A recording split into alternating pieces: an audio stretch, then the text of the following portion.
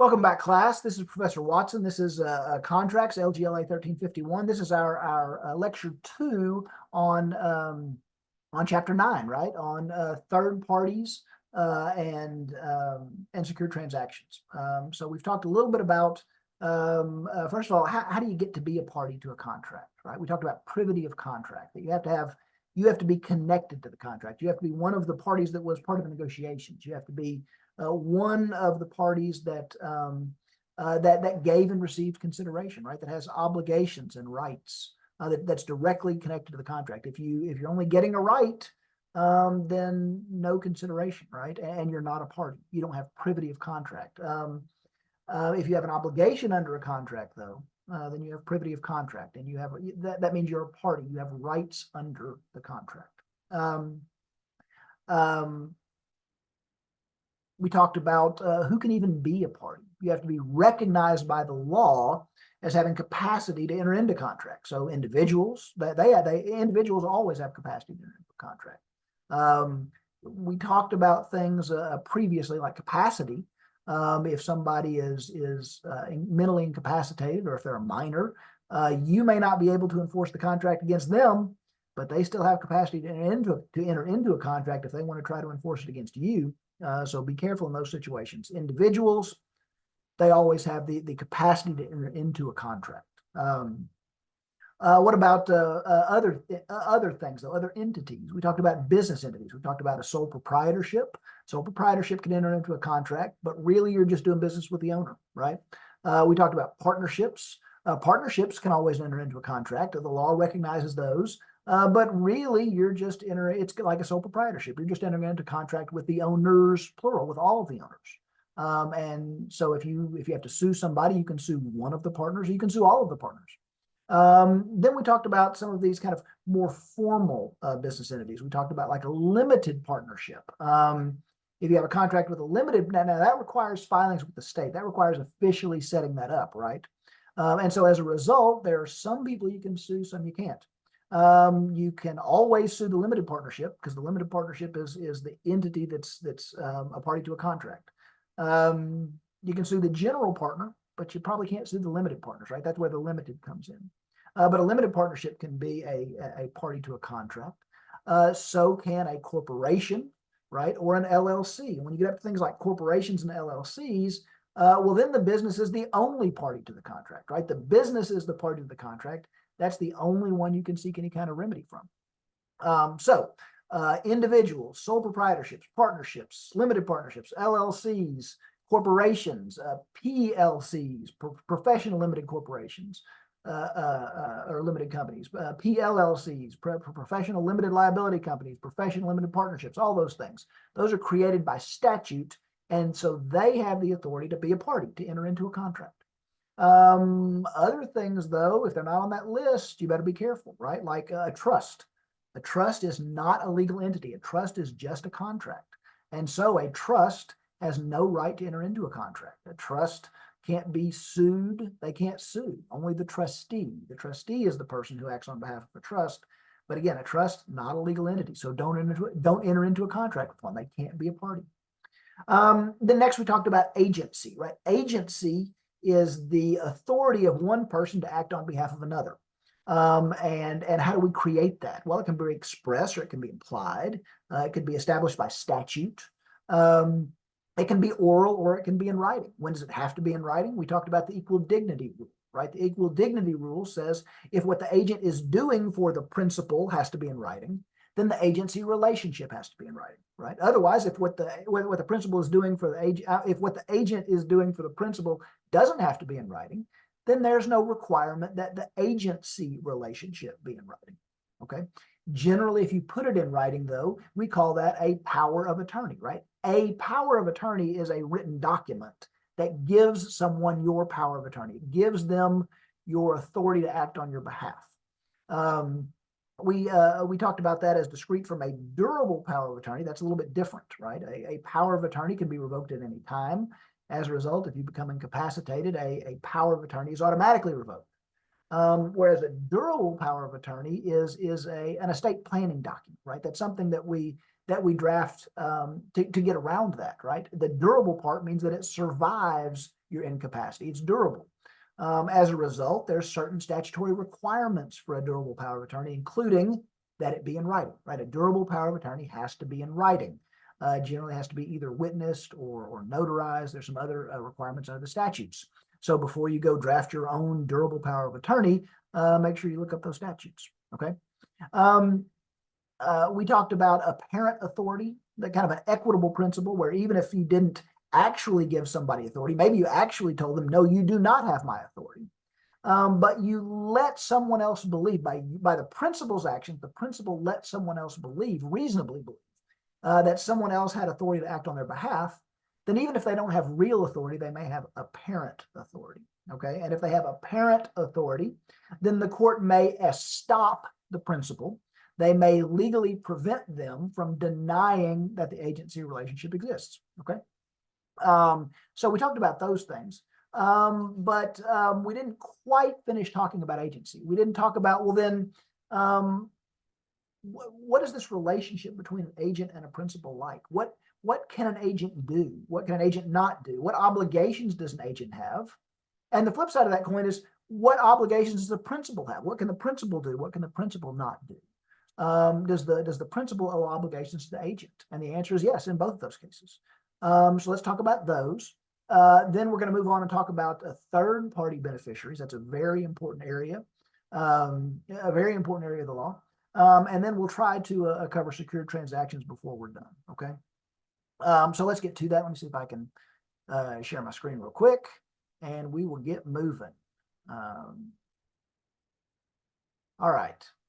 Here we were. We were talking about agency and establishing agency relationships. What we didn't get to were the duties and the obligations that kind of govern that principal-agent relationship. Remember, the principal is, in an agency relationship, you always have two parties. You have the principal and the agent. The principal is the one who is giving the representative authority, and the agent is the representative who is getting authority from the principal. When we talk about an agency relationship, it's important that you understand that an agency is a fiduciary relationship, right? That's a legal term. An agency is a fiduciary relationship, meaning that because the agent is acting on someone else's behalf, then they have some heightened duties to that person on whose behalf they are acting, okay?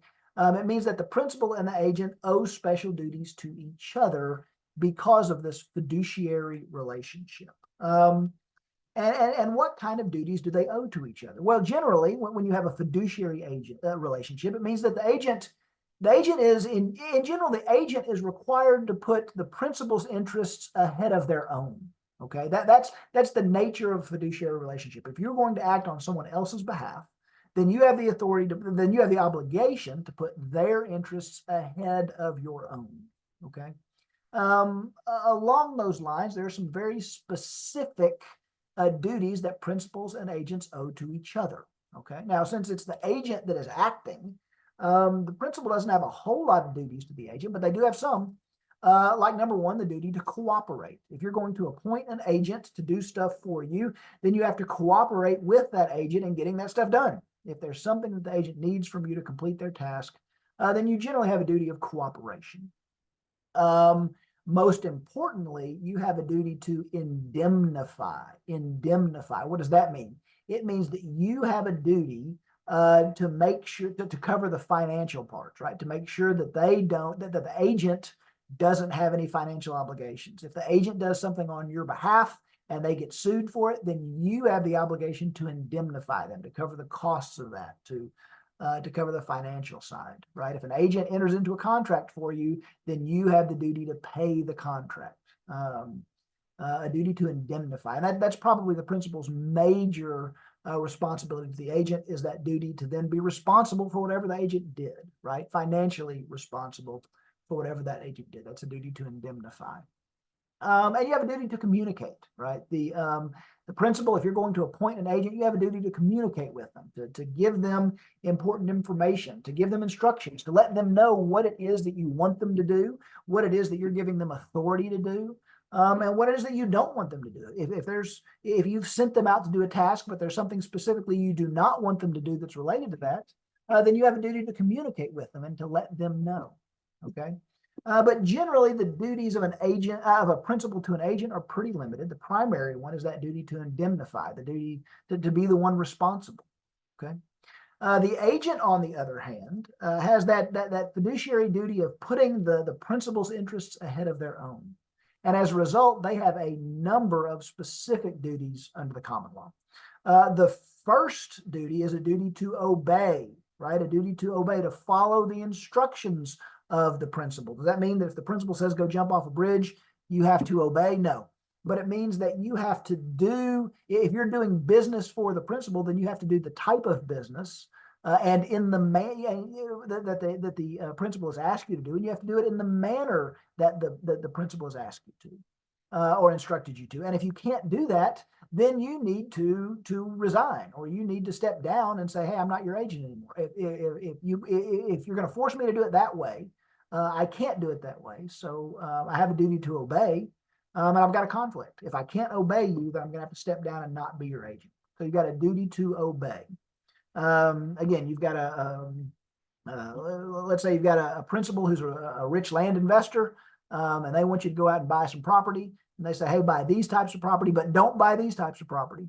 Then you have a duty to obey and to follow those instructions. All right. Number two, you have a duty to account. What does that mean? It means you have a duty to be forthcoming with financial information, not just because they ask for it, but even if they don't ask for it. You have a duty to share with the principal every dollar you've spent or every dollar you've obligated them for, right? As well as to account for any benefit you have obtained, any benefit you have obtained related to their business. So let me give you an example. So again, rich businessman has realized that, hey, they're finally going to put this high-speed rail between Dallas and Houston. So I need to go out and acquire a bunch of property along that route because it's going to be really valuable. And he sends you out to buy property. And he says, hey, buy as much property as you can, but I don't want to spend any more than $10,000 an acre.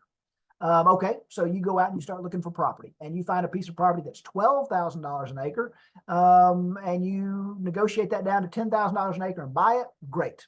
You have obligated the principal. You find another piece of property that's $12,000 an acre, and they won't budge. They say, hey, it's only 12. Well, he only gave you authority to spend 10. You have a duty to obey. That means you can't buy that property for $12,000 an acre. You can go back and ask your principal, can we step this up? But if he says, no, you're limited to $10,000 an acre, then you can't buy that second piece of property. But what if you find a third piece of property? And that third piece of property, those buyers offer to sell it to you for $8,000 an acre. And you go, oh, here's my chance. My principal is willing to pay $10,000 an acre. He expects to pay that much. And these people are willing to sell for $8. So you know what I'm going to do? I'm going to buy it myself for $8. And then I'll sell it to my principal for 10, and everybody will be happy, and I'll make a little extra money, right?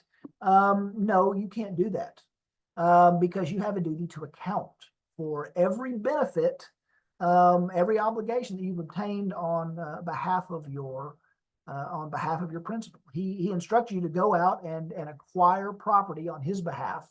You can't go make extra money off of him without accounting for those benefits. So you have to tell him about the property you bought. You have to tell him about the money you spent on his behalf, but you also have to tell him if he bought property from you, or if you made an extra profit handling that business for him. That's a duty to account. You have a duty to exercise reasonable care, right? If somebody's going to give you the authority to go out and act on their behalf, then much like a negligence claim, right? You have a duty to go out and do that business in a reasonable manner, to exercise reasonable care. If you do something crazy, well, then the principal may have a right to come back and to sue you, right? To say, hey, I shouldn't, I'm responsible for this now because you're my agent and you entered into this contract for me, but I shouldn't have been because you shouldn't have ever entered into this contract. You didn't do it reasonably. So the third party may have a right to sue the principal because you were the agent, you had actual authority to do it. But the principal may then be able to turn around and sue you back and say, yeah, but you should be responsible for this because you didn't exercise reasonable care. You did something that you shouldn't have done, that a reasonable person wouldn't have done. All right. Um, the agent has a duty to inform. That means that you have a duty to tell the principal, answer the principal's questions, let them know anything they want to know that's related to the business. But you also have a duty to go beyond that and to inform them, even if they don't ask, about any information that would be important to them, important to this business relationship. Okay, so it goes beyond a duty to answer questions, and it is an affirmative duty to inform the principal of information that is important to their business. Remember that example I gave a minute ago where you're going to buy the property for $8,000 and then sell it back to the principal for 10, make a little money on the side. If you do that, not only do you have a duty to account for those extra profits, you have a duty to inform your principal that you did that. Okay, you have a duty to inform, even if they don't ask. Hey, did you buy this cheap and then sell it to me for more? You certainly have a duty to answer that question. But even if they don't ask the question, you have a duty to inform them of any information that would be important or relevant to your principal. So a duty to inform. Lastly, you have a duty of loyalty, right? And that's really what this all comes down to, is a duty of loyalty.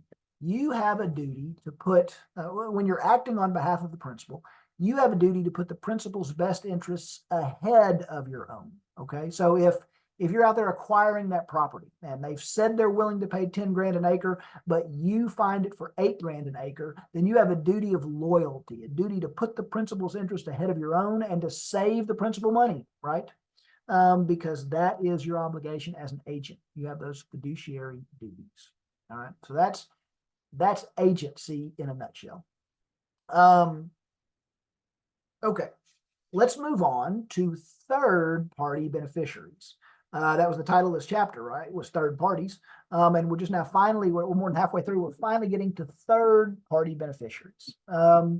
So I will remind you that we started this chapter with a discussion on who could be parties and what does a party mean. To be a party to the contract, you have to have privity of contract. You have to have a connection to the contract, a connection where you were giving obligations, right? Receiving some kind of benefit. You were part of the agreement in order to have privity of contract. But sometimes there are individuals or entities who are not parties to the contract. They don't have any obligations to the contract, but they're still going to receive some kind of benefit from the contract. We call these third-party beneficiaries, right? They're not parties, they're third parties. They're outside parties. It doesn't mean they're the third party, the third party to the contract, right? A contract is between two people. Well, if you have 3 people to a contract, that third one is not the third party. Those are all parties to the contract. A third party is a party who is not part of the contract. They're outside the contract, but they may receive some kind of benefit from the contract. Okay, well, that's great. That means you don't have any obligations. If you're a third-party beneficiary, you don't have any obligations, but you're going to get something from this contract. Fantastic. All right, well, what if something goes wrong, though? What if something goes wrong? Does a third party have any rights under a contract? If I go down to that car dealership and I buy a car for my daughter, and the car dealership doesn't deliver it, does my daughter have any rights? And the answer is it depends. It depends on whether the third party was an intended beneficiary or not, right?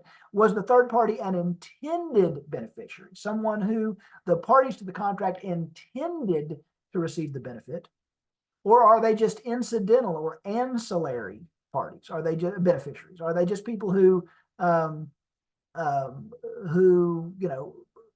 happened to benefit from the contract, but they weren't intended to receive a benefit, or they weren't intended to have rights? All right. So I guess to put it another way, to determine if a third party was an intended beneficiary, then the court is going to look at the intent of the parties to the contract. They're going to examine the language of the contract itself. They're going to look to see where did the contracting parties intend for this person to have rights? And one of the first things they're going to look at is to see, were the contracting parties aware of this third party in the first place, right? How could they intend for this third party to have benefits if they didn't even know of the third party, if they weren't even aware of the third party's benefits? I'm sorry, of the third party's identity.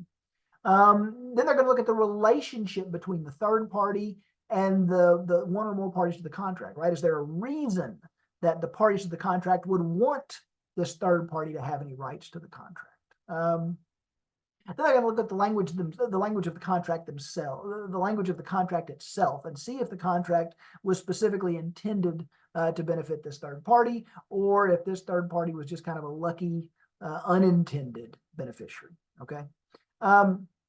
The default is that courts are generally going to presume that a third party is not an intended third party beneficiary. Okay, that they are not intended as a third party beneficiary, and therefore they do not have any rights under the contract. That is the default, right? The default is the parties to the contracts have rights and third parties do not have rights. So unless you can prove otherwise, then the presumption of the court is going to be that the third party is not an intended beneficiary and therefore does not have any rights under the contract. But what if you can prove differently? What if you can prove that somebody was an intended third-party beneficiary? An intended third-party beneficiary is a person or entity who is not an original party to the contract, right? That means they weren't involved in negotiations. They do not have any obligations under the contract, but whom the contracting parties intended to benefit from the agreement. Okay, so if the parties intend you to benefit from the agreement, then you may not have any obligations, but you may have rights to enforce the contract.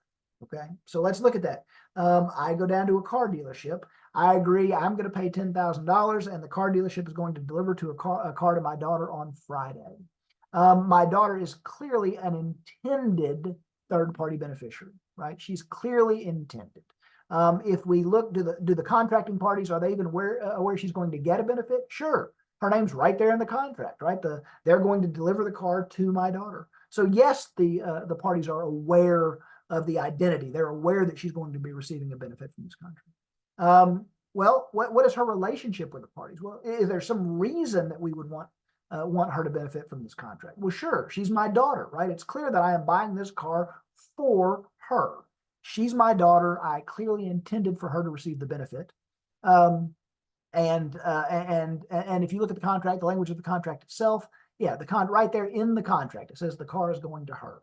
So does she have any obligations under the contract? No. Can she be a party to the contract then? No. But is she a third-party beneficiary? Is she receiving some benefit from the contract? Yes, she's going to get a car out of it. That's a pretty good benefit, right? Is she an intended third-party beneficiary? Yes, clearly we intended her to get the benefit. And what does that mean? It means that while she has no obligations under the contract, she has the right to enforce the contract at law. It means that if I pay the $10,000 and the dealership does not deliver the car to her, or they deliver the wrong car, or they're late, or it's the wrong color, or it's wrecked, or anything else, if they breach that contract in any way, if I choose not to sue, I'm like, whatever. It doesn't matter that much to me. It was only 10 grand, right? Or something happens to me. I get Chinese spy balloon drops on my head and I get killed. And so I can't bring the lawsuit. What can my daughter do? Well, she could sue herself because she is an intended third-party beneficiary. That's the great thing about being an intended third-party beneficiary. You have all of the rights to enforce the contract, none of the obligations. Okay. Now, third-party beneficiary, still subject to any defenses that the other side would have had, right? So if I don't actually give the $10,000 to the car dealership and my daughter tries to sue them, they can still raise the defense, well, we don't have to give you the car because he didn't pay, right? He breached the contract first. So you're still subject to those defenses, but you do have a right to sue and you don't have any obligations. They can't, the car dealership can't sue her for the $10,000. She wasn't a party to the contract. She doesn't have any obligations. All right. Okay. What are the other types of third-party beneficiaries, though? Well, that's an incidental or an ancillary third-party beneficiary. An incidental third-party beneficiary is a person or entity who was not an original party to the contract, and who might receive a benefit from the contract, but who the contracting parties did not intend to directly benefit from the contract, or the parties to the contract did not directly intend for that third-party beneficiary to have enforceable rights, right? And you're like, well, how in the world could that happen? Well, let me give you an example. The city of Dallas, Dallas County, and the state of Texas, they enter into a contract with a contractor to extend and expand Highway 75 going downtown, right? It's gridlocked. It is always a mess. They're going to expand that to 10 lanes on both sides. Great. That's going to be a big contract. And if something goes wrong with that, and who's going to benefit from that contract? Well, hopefully, if they get it finished, we're all going to benefit, right? If you open 10 lanes on both sides, all the way from Plano all the way to downtown, boy, that would really ease congestion. That would ease traffic, and we would all benefit from that. I drive on 75 every day. That would be great. I would love that benefit. And what if the contractor doesn't get the job done, or he's late on the job? Can the state sue him? Sure. The state was a party to the contract. Can the county or the city sue him? Sure. They were parties to the contract. But what if they decide not to? What if the state and the county and the city are like, well, look, we know it's been raining a lot, or it's been hard to get workers, but just get it done as quick as you can. We're going to give you another year. And I say, wait, not so fast. I was dependent on that, right? I was planning on being able to get downtown much quicker. So can I sue the contractor as a third-party beneficiary? I'm definitely receiving a benefit from the contract, but I can't sue because I'm not an intended third-party beneficiary, right? I'm just an incidental third-party beneficiary. How do we know? Well, again, we can go back to those same factors that we looked at to determine if somebody was an intended third-party beneficiary. Did the contracting parties, did the city or the county or the state or the contractor, did they know who I was when I was entering into this contract? When they were entering into this contract? No, they did not. I'm just another member of the public, right? Do I have any kind of special relationship with any of those parties, with the state or the county or the city or the contractor? No, right? Is there anything in the contract that indicates that Jeremy Watson was intended to have enforceable rights under the contract? Is my name in there anywhere? Is there anything that said, and you're going to extend this right up to his front door? No. So the court is just going to default to, no, I'm just an incidental third-party beneficiary. What does that mean? It means I got no rights at all. I may have really been looking forward to that benefit, but I'm not going to get but I'm not going to be able to sue for them if the contract falls through or if somebody breaches. Okay. Your book mentions a couple of ways to categorize beneficiaries. Please understand that these are not separate. I'm sorry, these are not additional categories. Okay, you are either an intended third-party beneficiary or you are an incidental third-party beneficiary. Okay, that covers the universe of beneficiaries. But your book gives you this other ways to categorize beneficiaries because it will help you determine if somebody is an intended third-party beneficiary. Okay, so these are not four separate categories. The two main categories are intended third-party beneficiary and incidental third-party beneficiary. Okay, intended and incidental. If you're an intended third-party beneficiary, then you have rights. If you're an incidental third-party beneficiary, then you do not have rights. Okay, but the book then gives you these other categories, creditor and donee beneficiaries, not because those are separate categories, but because if you can identify somebody as a creditor beneficiary, then they're probably an intended, okay? If you can identify somebody as a donee beneficiary, then they are probably an intended, okay? So creditor and donee beneficiaries are two types of intended third-party beneficiaries, but they're not the only types, okay? The point is, if you can identify somebody as a creditor or you can identify somebody as a donee beneficiary, then they are intended third-party beneficiaries. And that's the reason to talk about these distinctions. But they're not the only types of intended third-party beneficiaries, and they're not separate from intended and incidental, okay? Every third-party beneficiary is either intended or incidental. Some are donee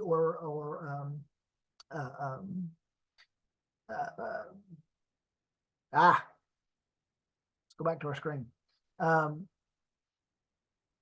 Some are donee or creditor beneficiaries, and if they are, then they're intended beneficiaries. But again, those aren't the only types. So what are donee and creditor beneficiaries? Well, donee and creditor beneficiaries are pretty simple. A donee beneficiary is just a person or entity who is not a party to the contract and who is going to receive some kind of benefit. Okay, so they're a third party beneficiary to whom one or more of the contracting parties has intended to benefit as a gift. Okay, so remember that situation where I was going to buy a car for my daughter? She is a donee. I'm going to donate. I'm going to give the car to her as a donee. She is the one who is going to receive the benefit. Okay, so if you can identify from a contract that I'm specifically giving a right to somebody, then that makes them a donee beneficiary. And obviously, a donee beneficiary is going to be an intended third-party beneficiary. And what does that mean? They have rights to enforce the contract. Besides my daughter, might there be another kind of donee third-party contract? Sure. Let's say I am going to my daughter's getting married, and so we're going to have a big wedding. And I've got I signed a contract with a big wedding planner to do everything, but I've got a great friend, Daniel, and he owns a flower shop. And so I entered into this contract with the wedding planner for millions of dollars or whatever they're going to spend on the wedding. But I write into the contract that they're going to buy all of their flowers from Sunshine Florist. Is Sunshine Florist a party to the contract? No. They weren't there. They weren't part of the negotiation. They don't have any obligations. But are they a third-party beneficiary? Sure. When I pay the wedding planner, they're going to go out, or the wedding planner, they're going to go out and buy a bunch of flowers. And when they buy the flowers, they're required to buy them from Sunshine Florists. If they don't buy them from Sunshine Florists, I might say, you know what, I don't care. I'm not going to sue. It's just not that important to me. But what about Daniel? He was an intended third-party beneficiary because he was a donee. I was just giving that to him because he was a friend of mine, right? And if we had to buy flowers anyway, you might as well buy them from Sunshine Florists. Okay, so he would be a donee beneficiary.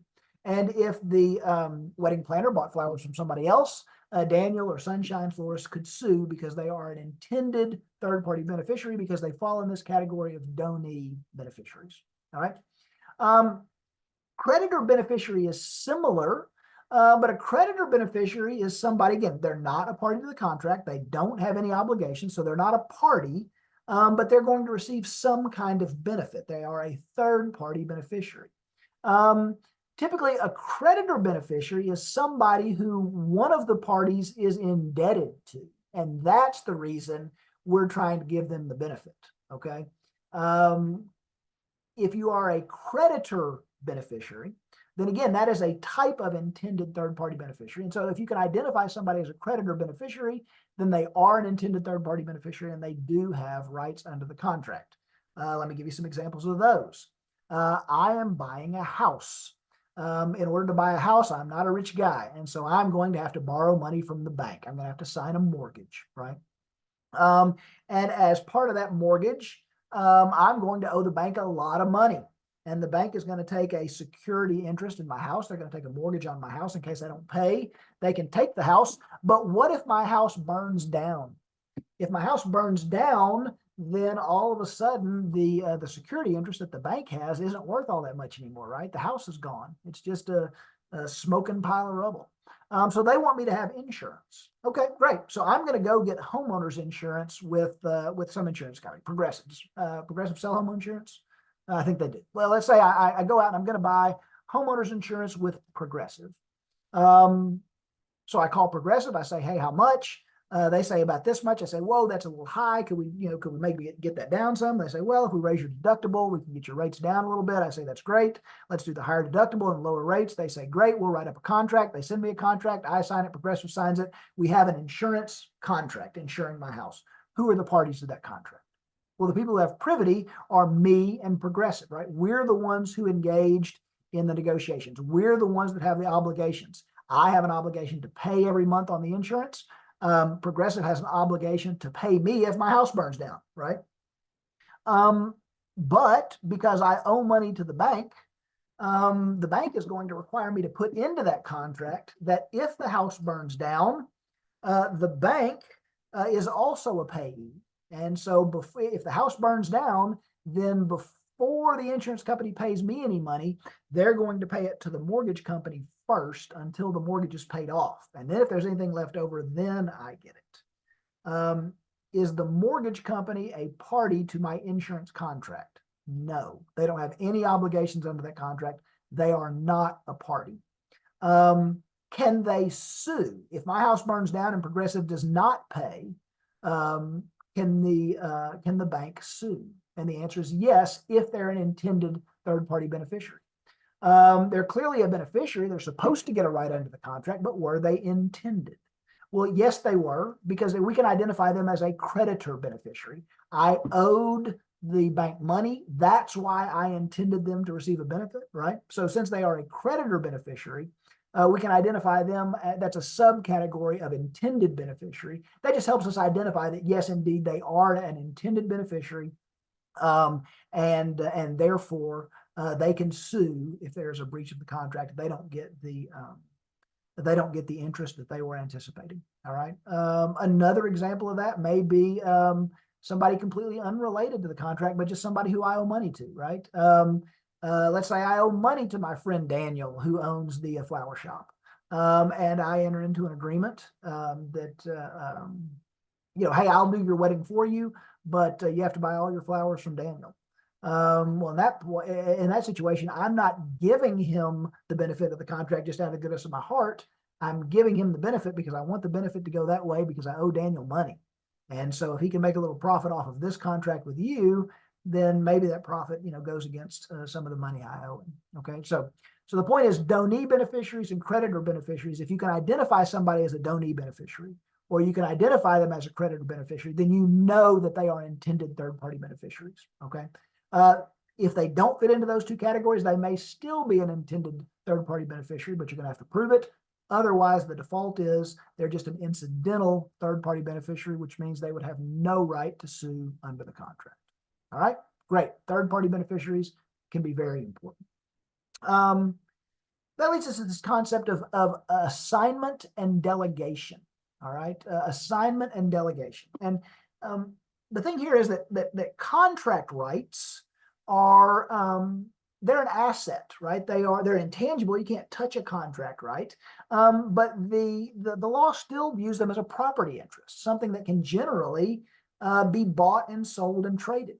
Okay, so even if an individual or an entity was not an original party to the contract, after the contract is formed, they could still buy my rights to the contract. Right, that would be an assignment.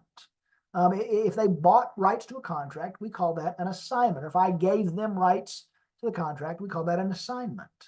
Or if I hired them to meet my obligations, or if I assigned my obligations to them after the fact, we would call that a delegation. Okay, so even if you weren't an original party, you can be given the benefits or you can take the obligations, and we would call that an assignment or a delegation. We assign benefits, we delegate obligations. All right, what does that look like? Well, a contract right is generally considered, again, to be a property right, which can be transferred to someone else. The general presumption is that all contract rights are assignable unless there's a reason why they can't. Okay, so there's some exceptions to that rule, like if the express language of the contract says that it cannot be assigned, then it cannot be assigned, right? If you've got a lease on an apartment and you decide you don't want to live there anymore, so you're going to assign the lease to somebody else. Well, I guarantee you, your lease agreement says it can only be assigned with the consent of your landlord. What if your landlord looks at your friend and goes, no, your friend is shady, I don't want him living here? Then they don't have to consent. And if they don't consent, it's not freely assignable because there's that express prohibition in your lease contract, right? Another category is if the rights to be assigned are highly personal, right? Let's say you go down to like what? You like to get your nails done, right? And so you go down to the nail salon and you get one of those cards for 10 visits. And they look at you and they go, okay, for 10 visits for you, we're going to charge you whatever it is, $100, $1,000, $10 million. And you buy that. And then you decide, you're moving to the other side of town. You're not going to be anywhere near this place anymore. So you want to assign those rights to me. You want to sell me the rights to go get my nails done. And so I take it in there and they look at me and they go, oh my God, look at you. You're a monster. Look at I wouldn't touch those feet with a 10-foot pole. This is way too personal. If you had come in, we would have charged you double, right? So those kind of contract rights, they may not be assignable because they're highly personal. Maybe a better example, nail salons usually charge the same to everybody, I guess, when they come in. So maybe a better example would be something like a massage or a doctor's visit or something like that. If the right is highly personal, if the if the kind of the extent of the obligation is changed by the nature of the person who you're assigning the right to, then it may not be assignable. If assignment is prohibited by law, right, then that's not going to be assignable. If there's a specific law that says, hey, you can't assign these rights to somebody else, then they're not assignable. That's an exception to the rule. If the assignment would substantially change the risks or rights or duties, right, then they're not assignable. What would that look like? Well, I hire somebody to mow my grass, right, and I'm going to pay them, $40 a week, and I pay all the way through November, because this is Dallas and the grass keeps growing through November. And I've already paid ahead of time, $40 a week for every week from now till the end of November, but I sell my house and I'm moving. I'm not going to live here anymore. So I want to assign those rights. I've already paid for them. Somebody might as well get them. So I assign those contract rights to my brother. Do you have to go mow my brother's lawn instead? Well, my brother lives in Seattle. Mowing my lawn, if you live here in Dallas, mowing my lawn in Dallas for $40 might be completely reasonable. But if you had to go up to Seattle to mow my brother's lawn every week, that substantially changes your obligation, right? And so no, that those rights wouldn't be assignable to my brother in Seattle. I was just watching a movie the other day, and somebody wanted to hire somebody to steal a car, right? They were negotiating in a contract to steal a car. And so some guy accepted, okay, I'll steal a car for this much. And when he got there, he realized that the car to be stolen was owned by a gangster. And it actually had a severed finger in the car, that the gangster had cut somebody else's finger off. And so, of course, he went back to the original party. He said, whoa, whoa, whoa, whoa, whoa. I thought I was just stealing a car. I didn't know I was stealing a car from somebody who cuts fingers off. That's kind of that's substantially changing the risk. So something like that may not be assignable. All right. Some other requirements for assigning.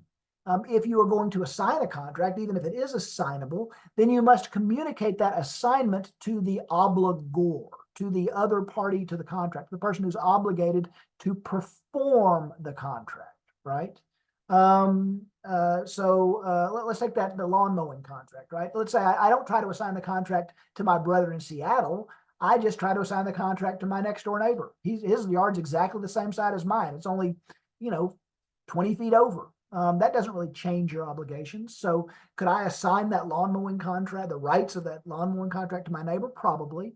But only if I tell you about it, right? It wouldn't be fair for me to sign it to my neighbor and we don't tell you about it. And then you show up for the next 10 weeks and mow my old lawn. And then my neighbor sues you and says, hey, you were supposed to mow my grass. Those rights were assigned to me. Well, only if we tell you about it. So you have to communicate the assignment to the obligor. Okay. There's some other issues under the law where it may or may not be assignable. An assignment may or may not be revocable, meaning you could take the assignment back.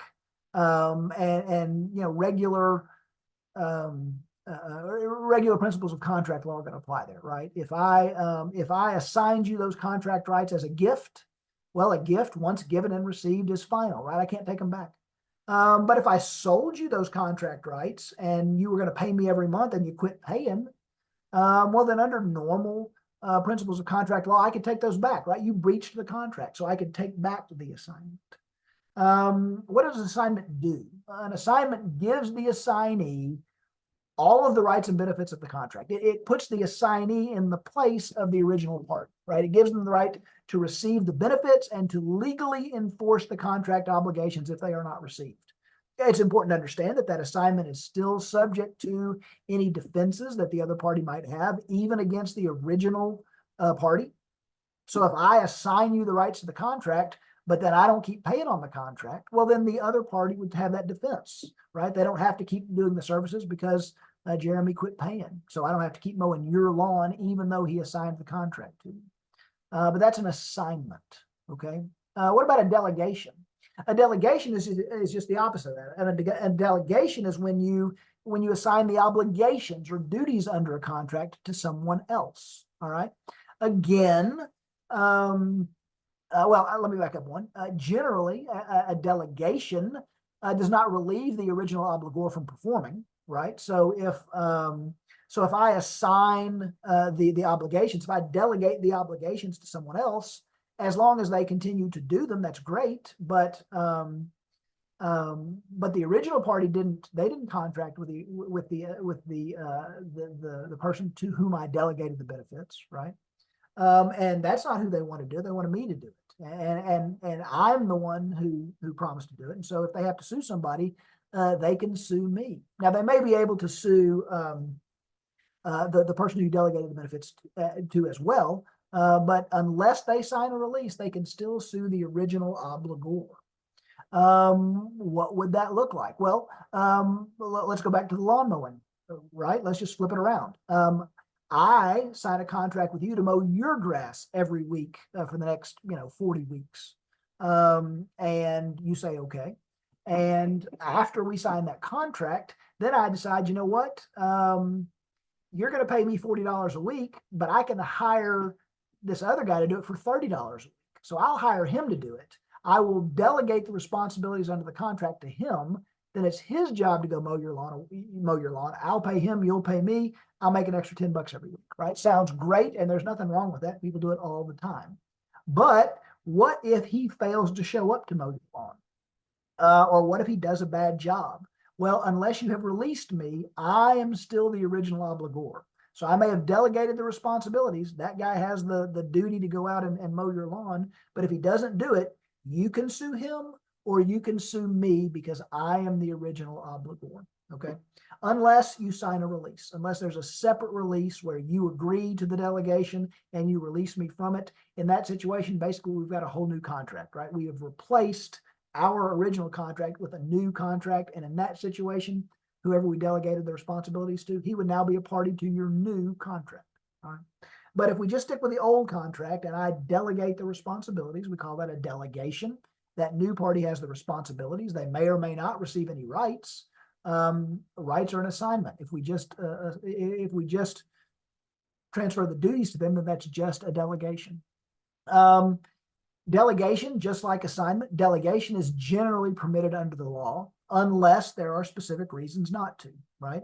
Number one, just like with an assignment, if the contract specifically prohibits delegation, then the contract prohibits it. It can't be delegated. It may be prohibited by law, right? If delegation is prohibited by law, either directly, there's some law that says, hey, these contracts you can't delegate, or indirectly, right? Like what if you got arrested for DWI and you hired me to represent you. And then I try to delegate that duty to my daughter. My daughter's not a lawyer, right? So it's against public policy. I can't delegate those responsibilities to her. It's prohibited by law. She's not a lawyer. Indirectly, there's nothing that says you can't, delegate another attorney to represent your client. But she's not an attorney, so it is prevented by law. Similar to assignments, if the obligation is peculiarly or highly personal, then it can't be delegated. What might that look like? Well, Beyonce's got this country album out now. And I'm like, wow, that is pretty cool. Whoever thought Beyonce would be doing country music, but I've got to have her at my next birthday party. I don't care what it costs. If she'll only show up for 5 minutes, fine. I'll pay her $1 million to show up for 5 minutes because she's Beyonce. So I enter into a contract with Beyonce to show up at my birthday party. I'm gonna pay her $1 million. She's gonna show up for 5 minutes. And my birthday party rolls around, and who shows up?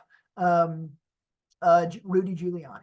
Rudy Giuliani is going to sing at my birthday party because Beyonce delegated the duties to him. Can you delegate those? No, because the obligation was peculiarly or highly personal, right? I wasn't just hiring any singer. I was hiring Beyonce. I wouldn't have paid any other singer $1 million to show up for 5 minutes. I was paying Beyonce $1 million because she's exceptional and extraordinary, and it's very personal, right? Or if you hire Leonardo da Vinci to paint your portrait, and then Professor Watson shows up, right? I'm not an artist. That's not what you were paying for. That's a highly personal skill. And so that kind of obligation would not be delegable. Leonardo da Vinci can't delegate the duty to paint your portrait to me because it's highly personal. Beyonce can't delegate to Rudy Giuliani the obligation to sing at your birthday party because it's highly personal, right? And then lastly, sometimes you'll see a category about if there's a substantial interest in personal performance, right? That might be something like the Beyonce or Rudy Giuliani thing. But it may be more if there's a specific reason I want you to do it, right? If I'm going to release Rudy Giuliani, if I'm Dominion Voting Systems and I'm going to release Rudy Giuliani from the hundreds of millions of dollars they're claiming against him, then I want a public apology, right? And so if Rudy Giuliani signs that contract and then he assigns some minion to go on the news and give the apology, that's not the same, right? That's not the same. Dominion doesn't want a Rudy Giuliani apology delivered through somebody else. They want an apology directly from Rudy Giuliani, right? And so as a result, if Rudy Giuliani entered into a settlement agreement with Dominion Voting Systems to issue a public apology, he would have to do it himself. He couldn't delegate that responsibility because they have a substantial interest in his personal performance. All right. So that's assignment and delegation. I hinted at this a minute ago. So let's talk about another concept or another maybe vocabulary word in law, and that's a novation. Novation.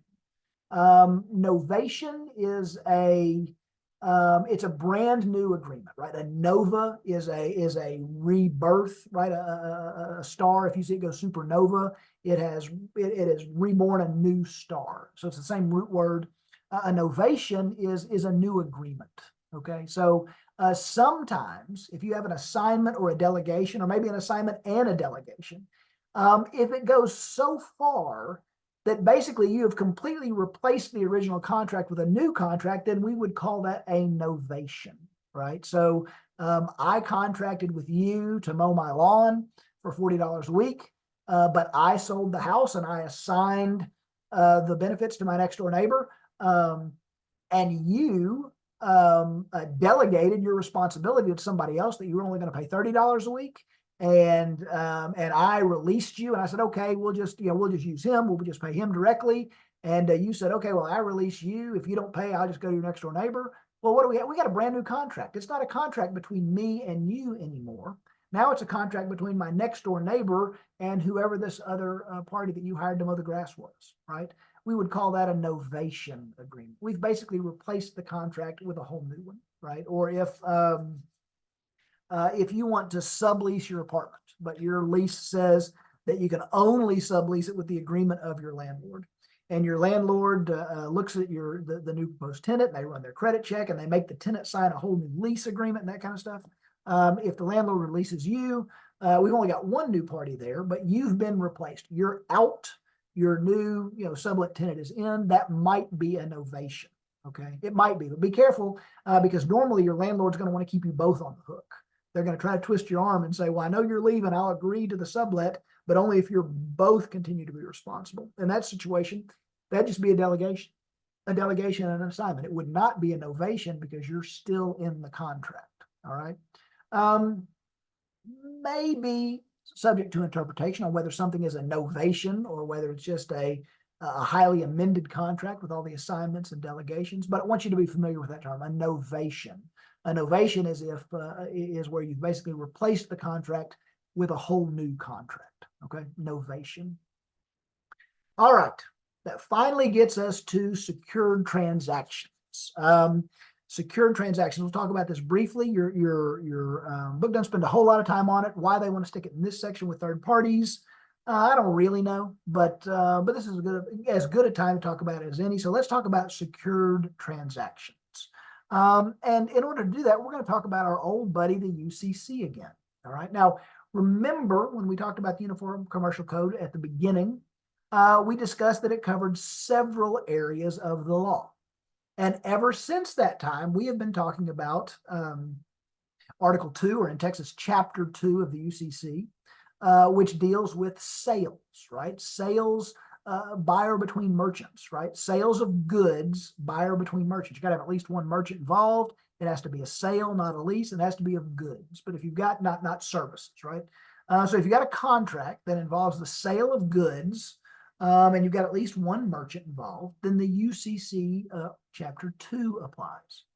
But there are other chapters of the UCC that cover different areas, and Chapter 9 covers secured transactions. All right. So if you have any questions about secured transactions, Chapter 9 is not the only law that governs secured transactions. In special areas, mortgages and that kind of stuff, there can be whole entire other statutory schemes that may spill over and cover that stuff. But in general, if you've got a question about secured transactions, you're going to start by looking at Chapter 9 or Article 9 of the UCC. All right. Now, it is important to understand, if you were going to learn secured transactions in law school, for instance, that is probably at least an entire semester-long class just on secured transactions, just on Article 9 of the UCC. Okay.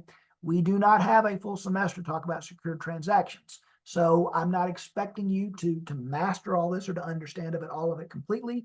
We have part of one chapter to deal with secured transactions, not a whole semester. So understand that if you want to learn more about secured transactions, there's more classes you can take, but also understand that I'm only going to hold you responsible just for this kind of gloss over overview. Okay, I just want to make sure that you have some familiarity with secured transactions before we move on, because secured transactions are contracts. They're always contracts. All right. Let's talk about a few buzzwords, a few keywords when it comes to secured transactions. The first is a security interest. Okay, a security interest is an interest in property which provides that the property can be sold or it can be seized in order to satisfy an obligation or debt, right? It can be foreclosed on a debt for which the security interest was granted. All right. So you're all familiar with this, even if you didn't know it. If you bought a car and you have a car note, right? Well, then the lender typically has a security interest. They have a lien on your car. You borrowed the money to buy the car. You gave them a lien on the car. And if you don't make your car payment, they are going to repo your car and sell it to satisfy the debt, right? That's a security interest. And they only have a security interest in your car because you granted it to them when you borrowed the money. All right. If you didn't grant them a security interest, if you didn't grant them a lien, if you just borrowed the money and didn't pay it back, they could not repossess your car. Not first. They would first have to get a judgment against you for the debt. Then they would have to try to go enforce the judgment. Okay, so that's the difference with a security interest.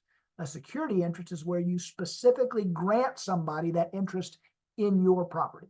Okay, another example is a mortgage, right? If you buy a house and you don't pay the mortgage, they're going to foreclose on the mortgage, kick you out, and sell the house to pay the debt. Okay, that's because you granted the mortgage company a security interest in your property.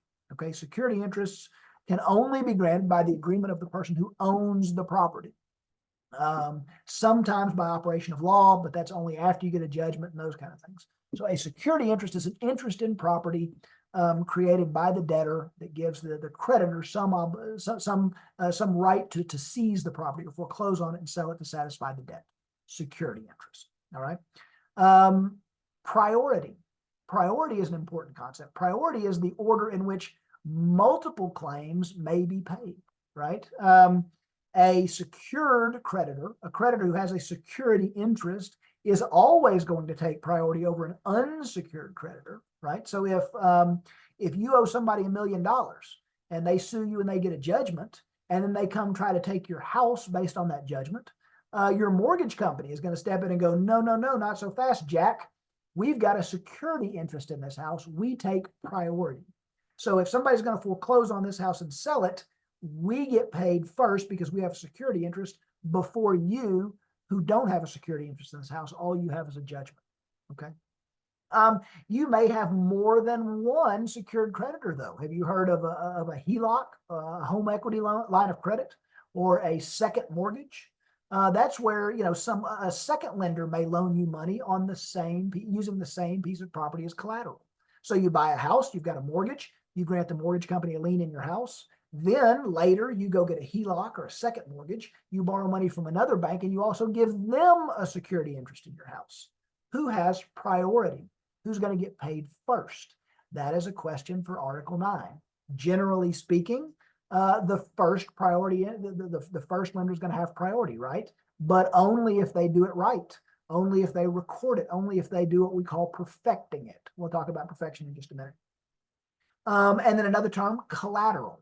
The collateral is the property or the security itself, right? The collateral is the property that you are giving a security interest in to secure the debt or to secure the obligation. I keep wanting to say it's the piece of property. That's not entirely accurate. Whatever your collateral is doesn't necessarily have to be tangible. Sure, a house could be collateral, a car could be collateral, but you could put up your bank account as collateral. Beyonce could put up her recording rights as collateral, right? You could put up your contract rights. If you lease your apartment, you could put up but it's at a great, it's at a great rate. You could put up your apartment lease as collateral if somebody wanted to loan you money against that interest. Okay, so collateral is any property, right, that you give a security interest in. Note. What is a note? A note is a defined term under the UCC. A note is a contract promising to pay a debt. Okay, a note is a contract promising to pay a debt. It's important to understand that a note could be secured if you've got a separate security interest granted, or it can be unsecured. It can be just a naked promise to pay money. Important to understand that under the UCC, a note is property itself, and it becomes separate from contract. A note may be the result of a contract, but now a note is just a written promise to pay money, right? Why would you give me a note? Well, because I gave you a car and you gave me a note, right?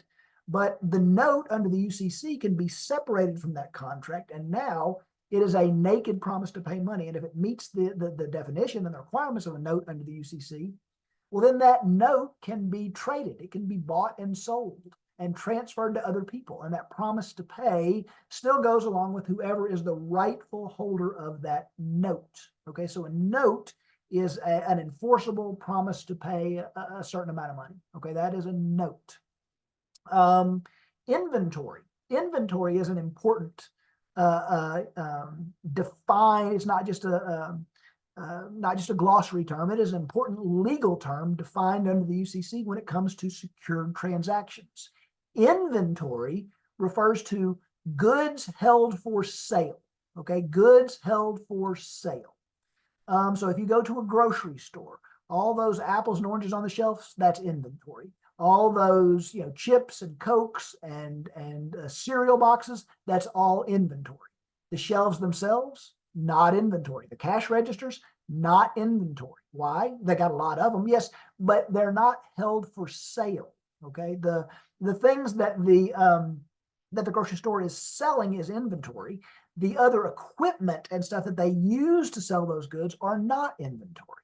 Why would that matter? Why am I talking about that in secured transactions? Well, because often retailers, like grocery stores, they need capital in order to buy inventory to sell, right? They buy inventory at a lower price, they sell it at a higher price. That's how they make money. And a lot of times a lot of times commercial retailers like that don't necessarily have the money themselves to buy the inventory.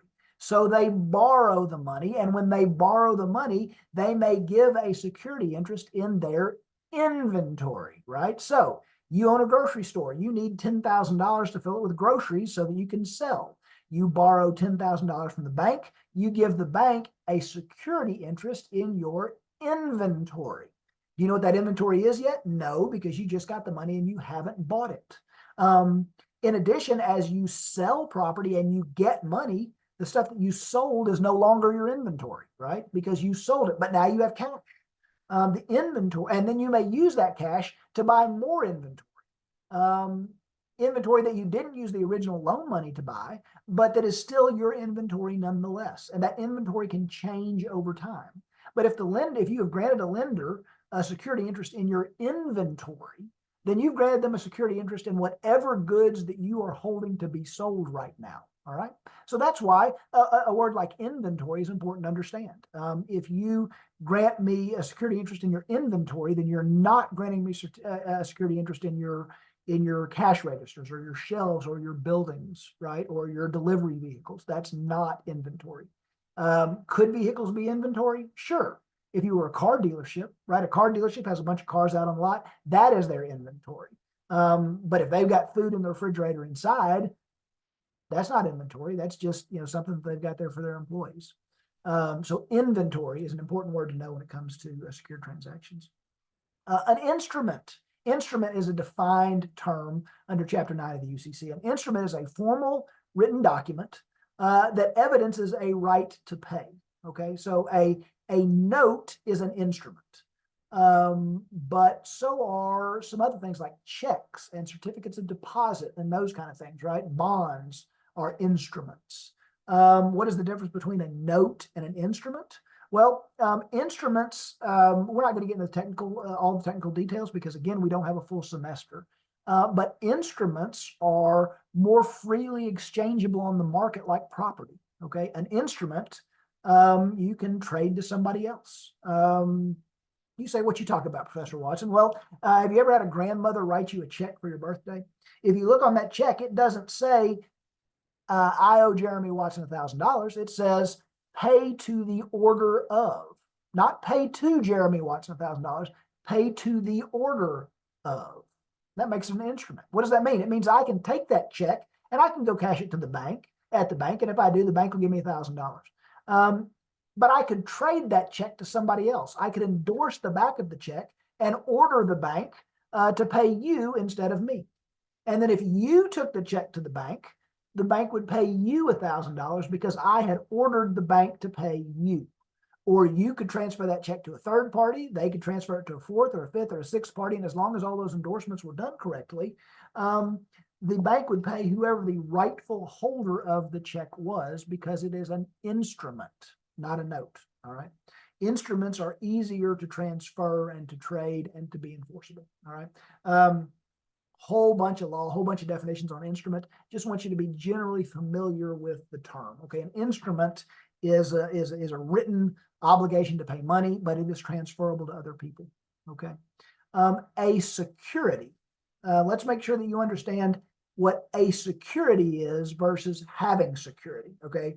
A security interest is where somebody grants you a right in a piece of property so that you can foreclose on it or take it to satisfy a debt, right? That is separate from a security. A security is a written document that evidences ownership in a company. Okay. A security is a stock, right? If you have stock in a company, that is a security, as separate from a security interest. All right. You can have a security interest in a house, but a security is just a different word. A same word means a different thing. A security is a basically stock in a corporation. There's a few other things that can qualify as securities, certain bonds, certain debentures, those kind of things. That's getting pretty deep in the weeds for our purposes in this class. Okay, but understand that a security is a stock, while having security is having an interest in property to satisfy a debt. Okay. What does that mean? It means that there is a difference between being a secured party and owning a security. Okay. A secured party has a security interest in a piece of property. A security is a stock, basically. All right. A few more terms and we'll be done here pretty quickly. Attachment. What is attachment? Attachment is a not only defined term, but it is a defined process under Chapter 9 of the UCC. And when it comes to security interests, attachment is important because attachment is the process by which a security interest becomes identifiable or connected to a specific piece of property. Okay, so if I grant you if I take out a mortgage and I grant the bank a security interest in my house, then it is attached because we've already identified the house, right? That security interest has been attached to my house.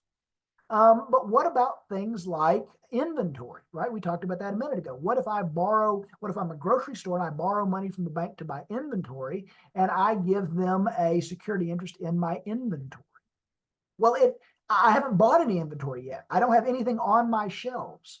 When does that security interest attach? Well, as soon as the products are identifiable as inventory. Okay. Now, you don't need to know when or how that's done because that is beyond what I can teach you in just a day about secure transactions. But understand that when you have a security interest, first you need to know, has the security interest attached, or when or how does this security interest attach to that specific piece of security? Okay, and that's governed by Article 9 or Chapter 9 of the UCC if you're in Texas. That's called attachment. How does this piece of property become identified and attached to that security interest? All right. That is separate from a term called perfection. How do you perfect a security interest? Well, attachment is when you connect a security interest to a specific piece of property. That's attachment. Perfection is when you then make that attached security agreement enforceable against the rest of the world. Okay, how do you give everybody notice that you have attached an interest to this piece of property? All right, so if you buy a house and you sign a mortgage, and when you sign a mortgage, you sign a deed of trust or something like that, and you give the mortgage company a security interest in your house. When you sign that document, you identify the house, that right has attached. So at least between you and the bank, it is now enforceable. But the rest of the world doesn't know about it. And so what if you then go and sell that house to somebody else? Does the bank still have a lien on it? Only if that lien has been perfected. Okay, it's attached, so it's enforceable between you and the bank, but it hasn't been perfected yet. The rest of the world hasn't been put on notice that it exists. Why is that important? Well, because perfection can govern whether or not somebody else is subject to that security interest, or what priority people get. Okay, so how would I know that there is a mortgage on your house? How would I know that mortgage should be paid off before I pay you?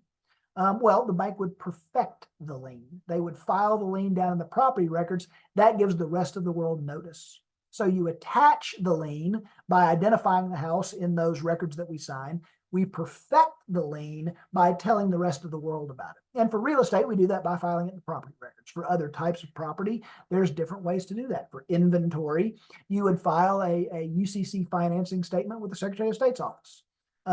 For the Mona Lisa, if somebody's going to loan you money against the Mona Lisa, you would perfect that security interest by taking the Mona Lisa and holding it. You don't own it yet, but you're going to hold it for safekeeping. That would be perfection. Okay. So attachment, perfection, important terms to know under the UCC. You don't have to fully understand them right now. In fact, it's really hard to understand Article 9 of the UCC until you understand the whole thing, but at least you're familiar with the terms. Okay. Lastly, consumer goods. Consumer good, another defined term. A consumer good is a tangible item of property that is generally held for personal or family or household use, right? Things that are held for consumption. So groceries in the grocery store are consumer goods.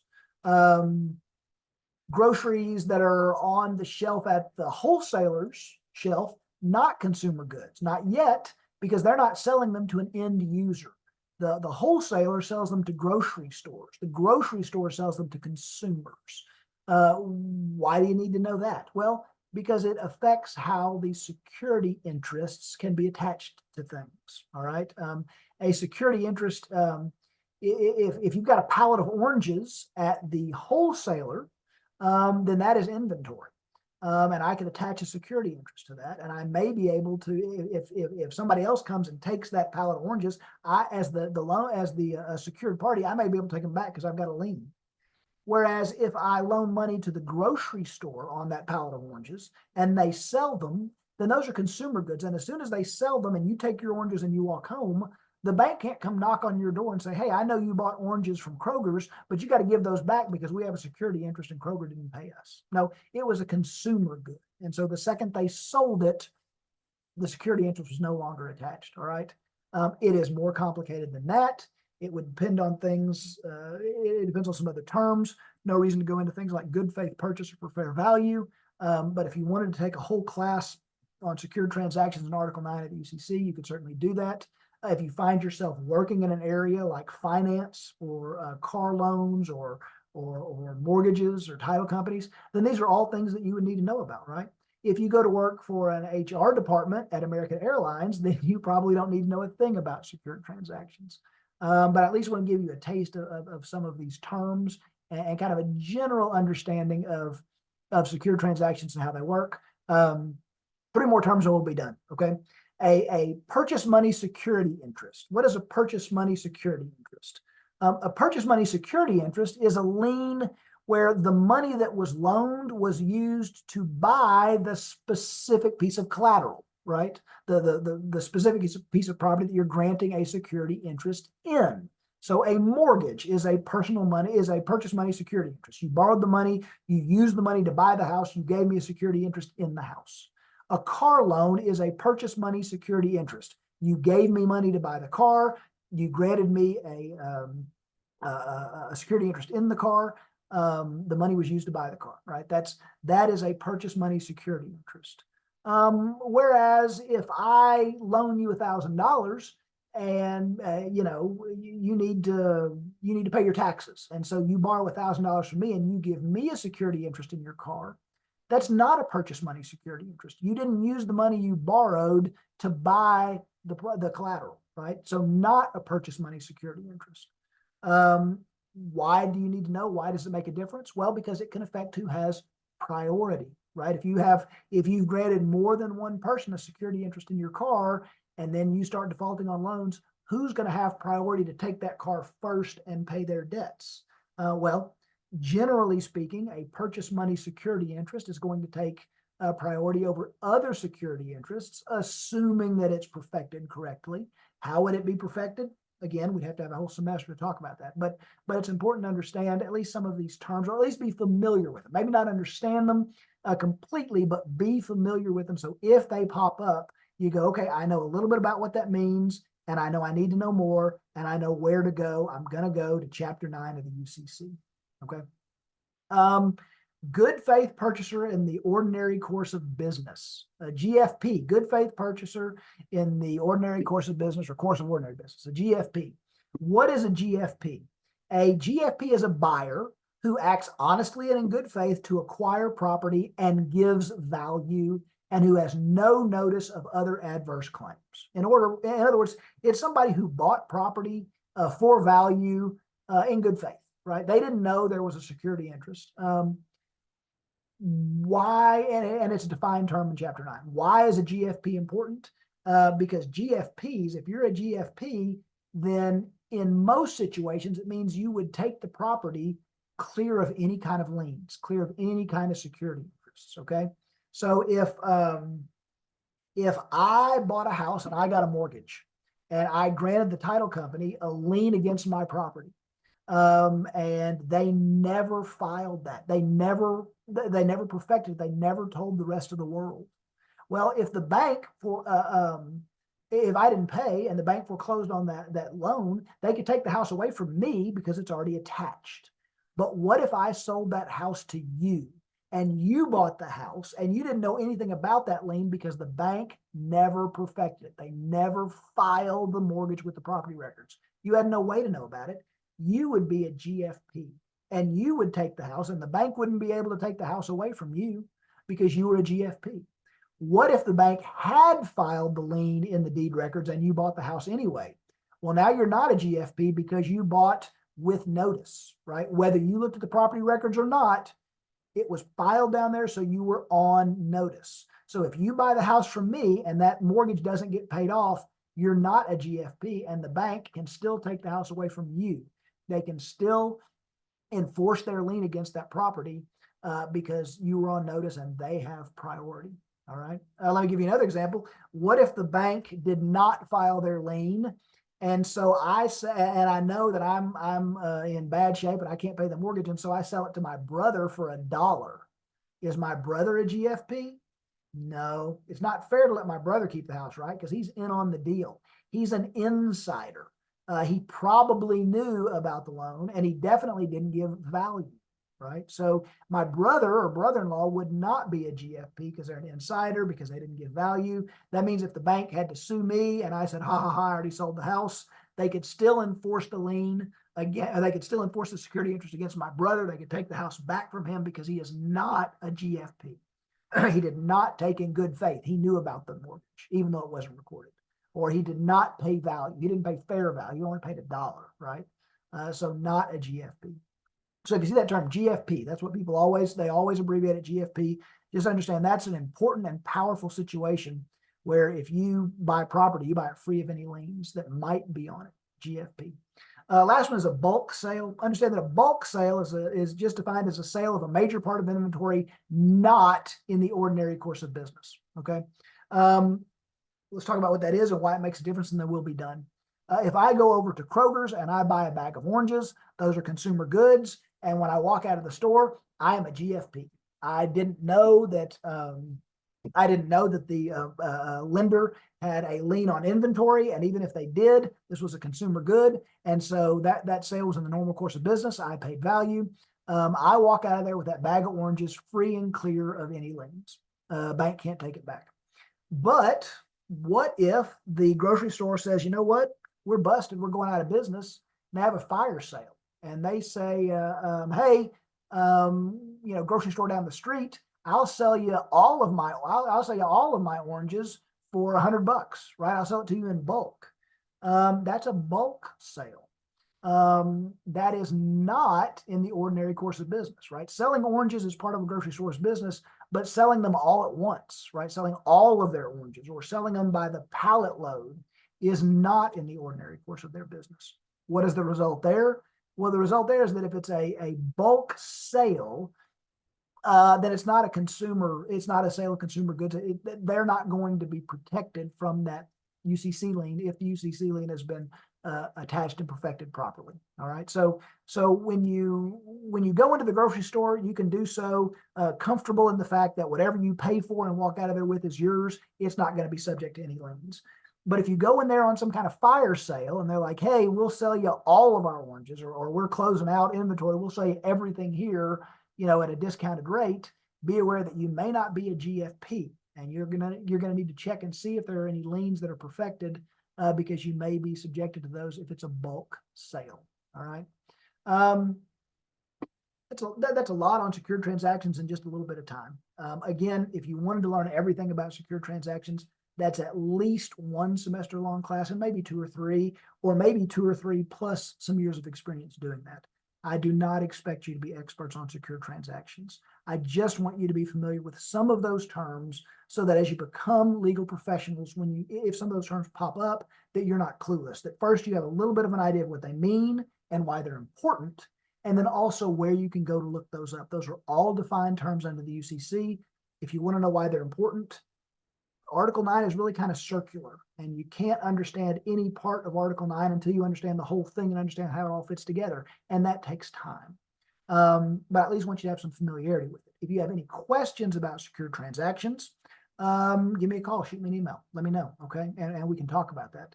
Otherwise, the more important part of this chapter has been about who can be a party to a contract and who can be a third party. And if you are a third party, what rights or interests do you have? Are you a third party beneficiary? If so, are you intended or just incidental, right? If you're intended, then you can enforce the contract. If you're just incidental and the contract falls through, you're out of luck.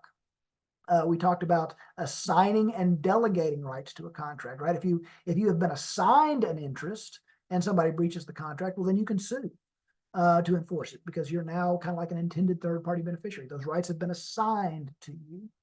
If somebody has delegated the obligations to you, it doesn't mean you can sue. You don't have any rights. Delegation is about giving somebody the obligation.